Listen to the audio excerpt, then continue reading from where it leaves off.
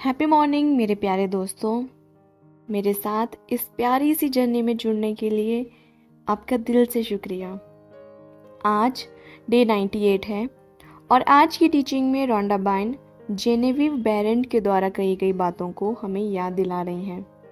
वो कहते हैं कि हर चीज़ का ओरिजिन हमारे मन में ही है और जिसे हम बाहर खोज रहे हैं वो पहले से ही हमारे पास है। देखिए, होता ये है कि अब देखिए, इन्होंने कहा है कि हर चीज़ का ओरिजिन मतलब हर चीज़ की शुरुआत हमारे मन में ही होती है। तो हमारे मन में होता क्या है, हमारे मन में विचार उत्पन्न होते हैं। अब वो विचार चाहे अच्छा हो चाहे बुरा हो, इससे फ़र्क नहीं पड़ता है ना। अब हम उन विचारों के अकॉर्डिंग एक्शंस लेते हैं और फिर उसके हिसाब से हमें रिजल्ट मिलता है। ठीक है, ये तो ही सिंपल सी बात। पर अब ये कह रहे हैं कि जिसे हम बाहर खोज रहे हैं वो पहले से ही आपके पास मौजूद है ना। तो ये देखिए कि जब आपके अंदर कोई विचार उत्पन्न हुआ, आपके माइंड में कोई आइडिया आया, इट मीन्स वो पहले से ही आपके भीतरी संसार में उसका एक इमेज बन चुका है। ठीक है, और हमारे भीतरी संसार में वो चीज़ पहले से ही पॉसिबल है, इसीलिए आपके माइंड में वो विचार आया। ठीक है, अब वो बात अलग है कि हम बाहर जब देखते हैं, ठीक है, बाहरी संसार में जब हम देखते हैं तब हमें लगता है कि शायद ये चीज़ ना हो, ये कैसे पॉसिबल होगी, इस पे कैसे काम किया जा सकता है ना। तो इस तरह से बहुत सारे सवाल हमारे मन में आते हैं और हम खुद पे भी शंका करते हैं। और जब हम डाउट करते हैं, ये कैसे होगा, मुझसे नहीं होगा, ये पॉसिबल ही नहीं है, इमेजिनेशन में तो ये बहुत अच्छा लग रहा है पर एक्चुअल में ये पॉसिबल नहीं है ना। तो आप यहाँ पे ये समझिए कि बाहरी जगत में वो चीज़ हो ना हो, पर हमारे भीतरी जगत में वो पहले से ही चीज़ पूरी हो चुकी होती है।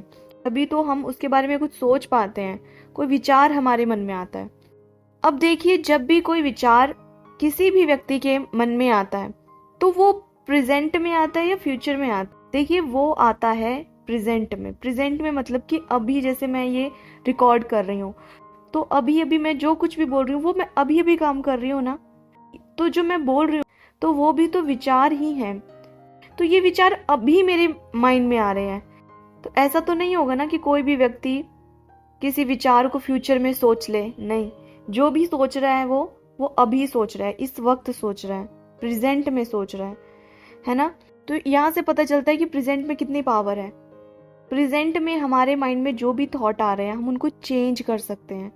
अच्छे नहीं है मतलब नेगेटिव हैं, हार्मफुल है हमारे लिए, है ना, तो हम उनको चेंज कर सकते हैं। तो यहाँ से ये जो पावर ऑफ प्रेजेंट है, यहाँ से हमें ये समझ में आ रहा है। तो यहाँ से हमें ये समझ में आ रहा है कि किसी भी चीज़ के बारे में ये जो हमारे विचार हैं वही उसकी शुरुआत होती है। तो विचारों का ही सारा खेल है और जो विचार हैं वो आते हैं प्रेजेंट मोमेंट में।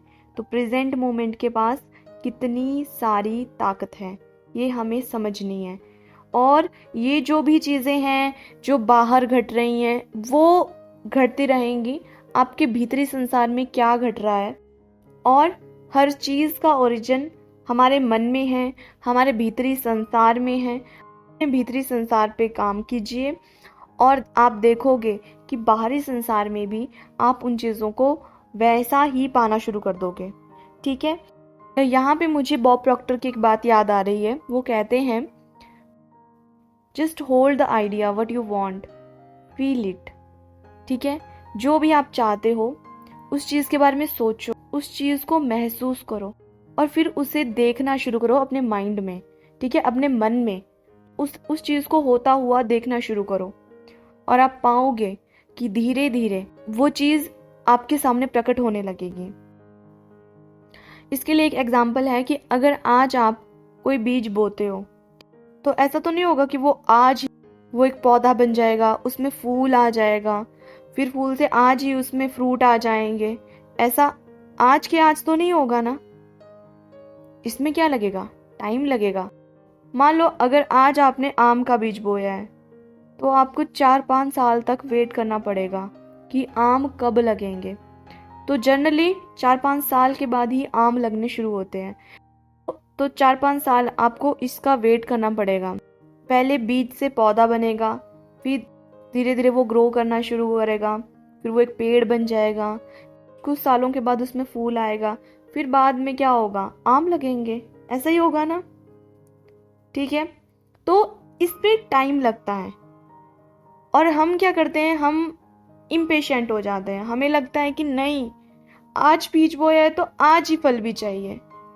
ऐसा तो नहीं होगा ना। थोड़ा सब्र कीजिए, टाइम लगेगा पर चीजें होंगी आपके हिसाब से। पर इसके लिए आपको क्या करना पड़ेगा, ये जो आपका भीतरी संसार है इस पे काम करना पड़ेगा।